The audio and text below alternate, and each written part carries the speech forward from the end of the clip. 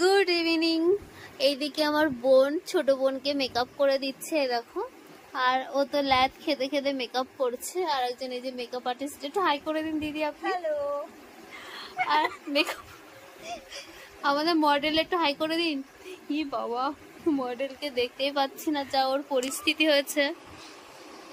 তো এইদিকে বাইরে হচ্ছিল ঝড় বৃষ্টি, এইদিকে আমাদের তো টাইমটা তো কাটাতে হবে, তো নেই কাজ তো খই বাজ।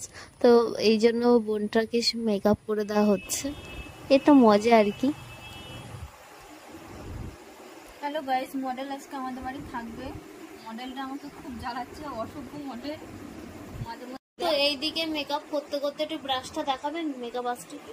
ওর ব্রাশটাই অন্তত ভেঙেই গেছে, এই যে তার ভাঙা অংশটা। কি করব গরিব আমি। হ্যালো।